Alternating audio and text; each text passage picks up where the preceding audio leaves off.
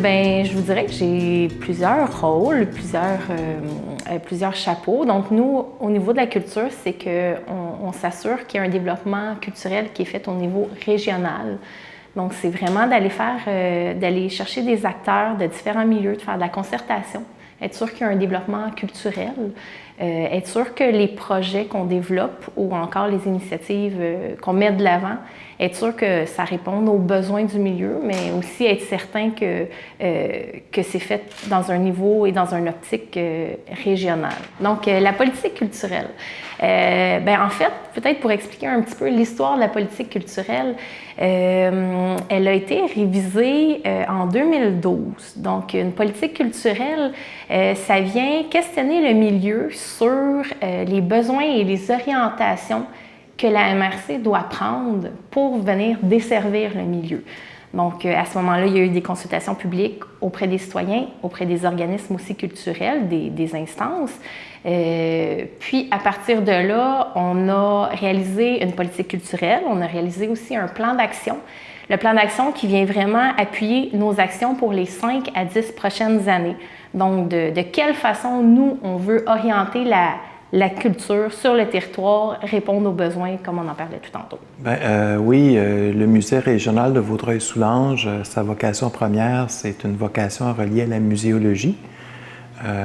On est un musée régional et notre principale mission, c'est d'évoquer l'évolution de l'art de vivre sur le territoire qui est notre territoire d'action privilégiée. On déborde parfois ce territoire-là, mais c'est principalement le territoire de la MRC de Vaudreuil-Soulanges. Donc, tout ce qui a un lien avec l'évolution de l'art de vivre sur ce territoire-là, à travers les temps, ben, on est amené à toucher à ça. C'est certain que l'évolution de l'art de vivre, ça touche aussi aujourd'hui, le présent. Donc, on touche aussi des volets contemporains, comme par exemple les artistes en art visuel. Oui, ce qui est intéressant aussi là, de travailler comme ça, ça crée une synergie au niveau des publics cibles. Nos activités rejoignent parfois des publics qui ont un intérêt assez large. Parfois, c'est des gens qui ont un intérêt à prime abord, qui sont quand même assez spécialisés. Donc, on trouve intéressant, exemple, quand on a des expositions en art visuel, d'attirer des gens qui, en premier lieu, justifient leur déplacement ici au Musée régional de Vaudreuil-Soulanges par le biais de leur intérêt pour les arts visuels, mais du coup, par leur visite au musée, bien, ça les met en contact également avec les expositions ethno-historiques. Puis inversement, on a des gens qui sont plus intéressés par l'histoire et le patrimoine, qui viennent visiter le musée, mais on les met en contact aussi avec les œuvres d'artistes en art visuel contemporain là, de la région.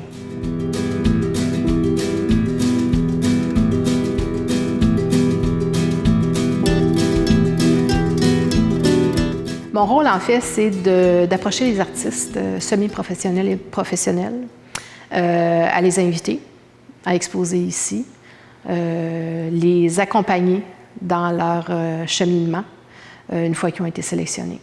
La période d'attente pour exposer ici est en principe, je dirais, 2 ans. Donc là, 2018, c'est pas mal complet. Là, je suis rendue en 2019. Donc, je reçois beaucoup de dossiers. En fait, l'artiste doit être résident du territoire de Vaudreuil-Soulanges. Donc ça, c'est comme une règle importante parce qu'on pourrait aller en chercher de l'extérieur, mais on a un bassin qui est quand même assez vaste d'artistes ici, donc on essaie de combler ça. On reçoit les dossiers. Quand on analyse les dossiers, parce que je ne suis pas seule, on est un comité, on va regarder, bon, est-ce que c'est un homme, une femme, qu'est-ce qu'il fait pour avoir une variété dans l'offre des expositions en art visuel. Et aussi, étant donné que je suis responsable du service éducatif, il faut varier les techniques. Parce que j'ai des élèves qui viennent ici à partir de la première année jusqu'à la 5e année. Donc, si je répète mes techniques, à ce moment-là, ben, je risque d'avoir des élèves qui vont faire 2 fois la même technique. Donc, il y a tout ça qui entre en ligne de compte quand on fait la sélection d'un artiste. Alors, une fois que l'artiste a été sélectionné, là, on lui présente un genre de contrat là, pour avoir les documents à présenter, les dates butoirs aussi, parce qu'il faut essayer de l'encadrer là, adéquatement. Visiter la salle aussi, ça c'est important, parce que les artistes ont toujours peur de manquer de tableaux. Donc, quand on a la salle, moi, je leur remets un plan, puis là, je leur dis souvent, c'est mieux de ne pas avoir trop de tableaux parce que les œuvres respirent à ce moment-là. Puis ensuite de ça, on y va graduellement, on suit les étapes. À telle date, tu dois me fournir telle chose, telle autre date, telle chose, puis on évolue tranquillement jusqu'à la date du vernissage.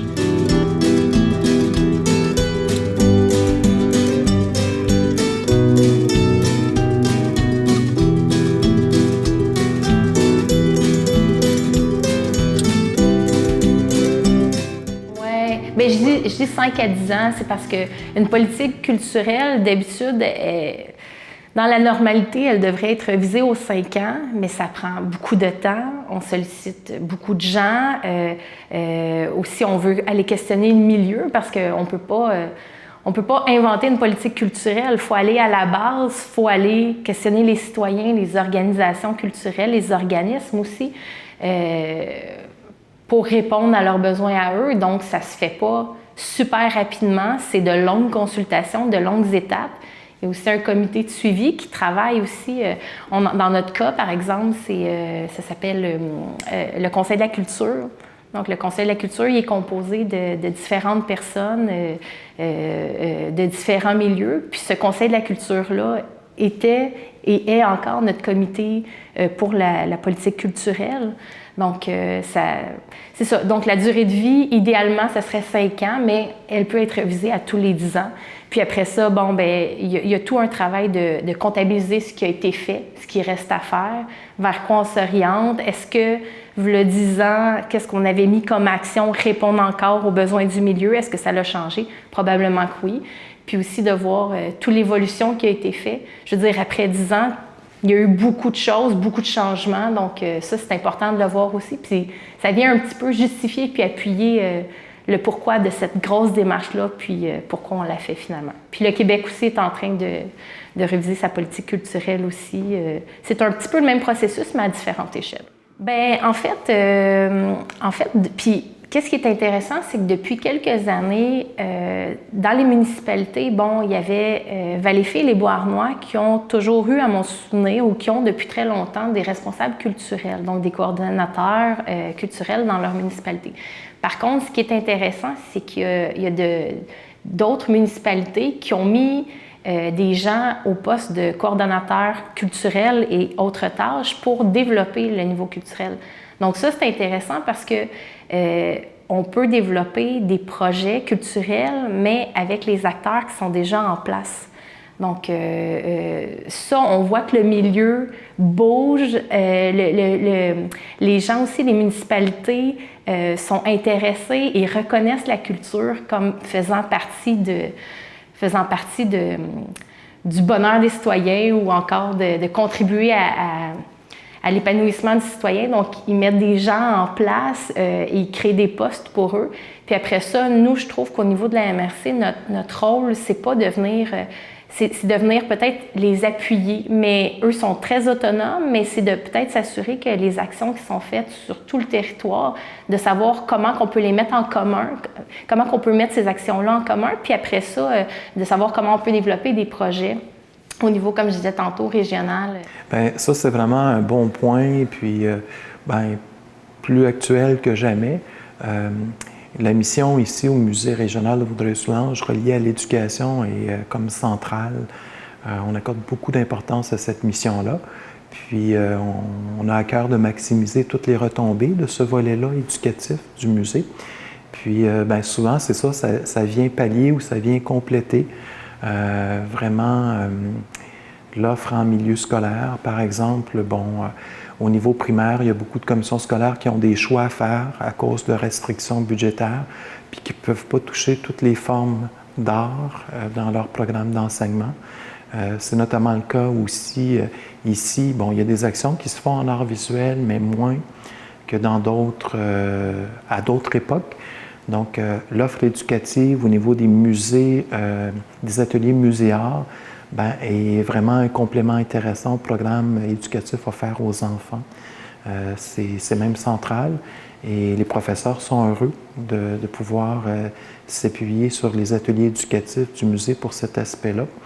Puis, les autres ateliers d'animation visant la clientèle scolaire au musée, c'est la même chose. C'est toujours très, très relié au programme scolaire à chaque niveau, tout ça au programme éducatif officiel du ministère de l'Éducation. Donc, c'est des compléments qui sont vraiment intéressants là, comme activité. Autant que faire se peut, l'idéal est de faire sortir aussi à l'occasion les enfants de la classe pour aller dans des lieux culturels. Ça participe beaucoup à l'expérience. Déjà, ça s'enrichit l'expérience culturelle que d'aller dans un musée, d'aller dans un théâtre, d'aller dans une galerie. Mais on a aussi la préoccupation de rejoindre des écoles un peu plus éloignées ou qui n'ont pas la possibilité, faute de budget pour se déplacer, de quand même avoir accès au contenu puis à l'expertise éducative du musée, être en contact avec des objets issus de la collection du musée. Donc, à ce moment-là, les ateliers mobiles sont aussi là, un instrument intéressant pour rejoindre cette clientèle-là.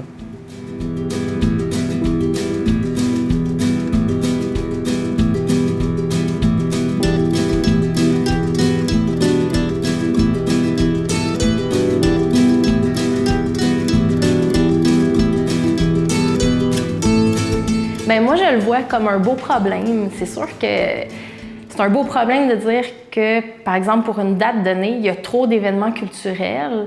Ça peut être difficile. Des fois, on n'a pas le public escompté. On aimerait avoir plus de gens. Les gens ne répondent pas. En même temps, moi, je pense qu'il ne faut jamais arrêter d'offrir, puis il faut avoir une offre culturelle variée, il faut avoir une offre culturelle qui est là, parce que c'est d'offrir toutes sortes de différences culturelles, d'offrir toutes sortes d'activités pour que justement le public aille, le public se déplace. Donc, des fois, dure réalité, mais beau problème en même temps. Le citoyen ou même la personne qui vient d'ailleurs ne peut pas dire « Ah, il n'offre rien ». Non, justement, il y a beaucoup d'offres. Mais c'est sûr que des fois, il faut essayer de voir, faut essayer de jouer avec les dates, s'assurer qu'il n'y a pas 2 ou 3 événements en même temps. Encore là, faut voir aussi peut-être que géographiquement, le citoyen ne viendra pas nécessairement. Donc, d'avoir de l'offre culturelle à plusieurs endroits donnés sur le territoire, quelquefois, ça peut être bon aussi. Donc, c'est de faire une bonne harmonisation de tout ça, je pense. En fait, il y a un réseau en arts visuels. Donc, on a un bassin de gens qui vont suivre les arts visuels. L'artiste a son propre réseau aussi. Le musée a son réseau. Donc, c'est sûr qu'on aimerait qu'il y ait plus de gens qui viennent, qui fréquentent les expositions en arts visuels. On envoie des communiqués. Déplacer Montréal, c'est pas toujours évident. Le jour où on va réussir à déplacer Montréal, ça va être un gros pas. Mais non, ça fonctionne quand même bien. Là. On a quand même pas mal de gens qui viennent visiter les expositions en arts visuels. Que ce soit au niveau des arts visuels ou d'autres formes d'activités artistiques ou culturelles, c'est toujours quand même un défi de capter l'attention, de rejoindre les publics, tout ça.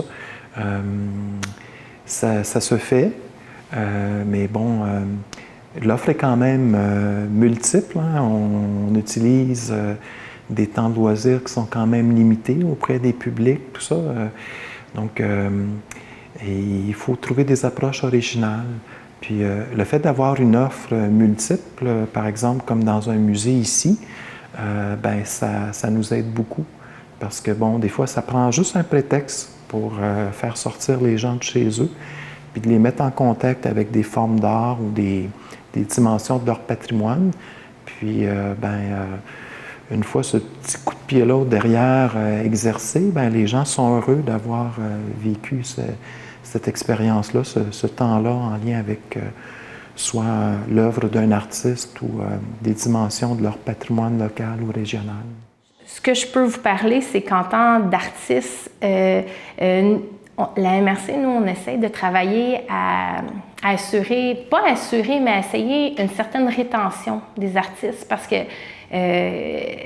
des fois, quand on est artiste, bon, tout de suite, le réflexe, c'est de s'en aller dans les grands centres, Montréal, Québec, ou d'aller vivre de son art ailleurs. Nous, on veut essayer de travailler à ça. Bien, on a le Fonds culturel qui peut venir appuyer des projets au niveau artistique. On a mis en place, bon, la galerie. C'est une petite galerie, un petit espace. On a des vernissages reliés à ça, mais ce qu'on voudrait, en tout cas dans un monde idéal, c'est que les artistes soient capables de rester là où ils veulent puis d'être capables de vivre de leur art. Donc, mais ça, c'est un autre défi. C'est un autre défi.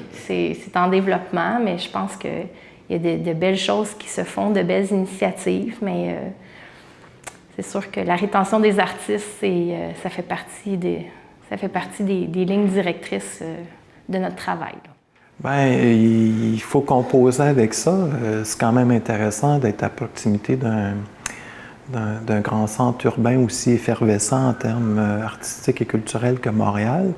Mais il y a aussi à mettre en valeur au niveau local et régional la dynamique qu'on a aussi sur le territoire. Et bien ça, on est heureux de le faire. On voit, c'est ça, bien, les gens, les temps consacrés au déplacement, les difficultés liées au déplacement vers Montréal actuellement avec les nombreux chantiers, bien, c'est un atout pour mettre peut-être davantage de l'avant les activités que les gens peuvent avoir au niveau artistique, au niveau culturel, à proximité de leur lieu de résidence. Donc ça peut contribuer là, vraiment justement à dynamiser la vie culturelle locale et régionale. Mais ça ne se fait pas juste en rêvant. Il faut vraiment être ingénieux puis actif.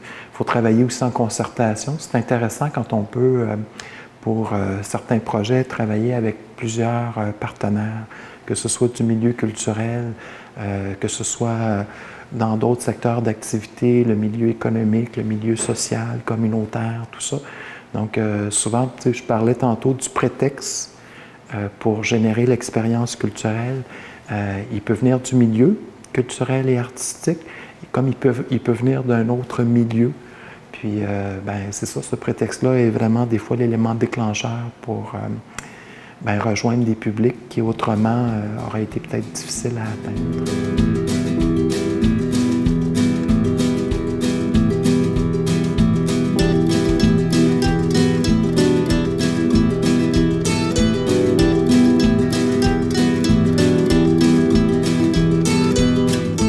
Pour la réalisation de nos activités de diffusion, ça fait partie de notre mission muséale. Donc, ça amène les budgets de fonctionnement réguliers du musée, tout ça. Donc, oui, il y a toujours des défis à ces niveaux-là. Il y a des changements, il y a des mutations dans notre environnement organisationnel qui font que, bon, une année, on peut avoir plus de sous de la part d'un partenaire, un peu moins de d'autres partenaires, tout ça. On a développé beaucoup les organisations culturelles au fil des années du revenu généré par certaines de nos activités. Donc, tous les revenus autogénérés se sont au fil des ans développés. Mais oui, puis ce qui nous touche beaucoup aussi, mais ça, bon, on a une prise, mais qui est comme une contribution pour aider en termes de visibilité là, auprès des artistes. Mais il y a toute une dimension aussi de, bon, faire en sorte d'améliorer la qualité de vie des artistes. Il y a peu d'artistes qui peuvent vivre de leur art à temps plein. Donc, il y a des actions de sensibilisation. Ça fait partie aussi de notre volet éducatif. En les prenant jeunes, les enfants, en leur faisant connaître davantage les arts visuels par les ateliers éducatifs ici, bien, on fait le pari que quand ils vont devenir adultes avec, bon, la possibilité d'avoir un petit budget là, relié à l'achat occasionnel d'œuvres d'art, bien, ça va aider à consolider là, la vie des artistes aussi. Donc, il y a des dimensions, des enjeux aussi avec le milieu des affaires.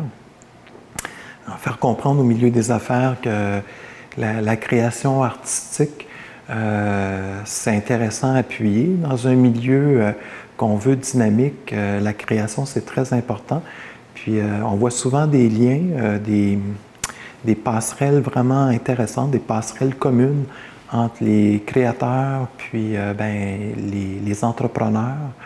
Donc, c'est juste de faire prendre conscience à un puis à l'autre des points communs.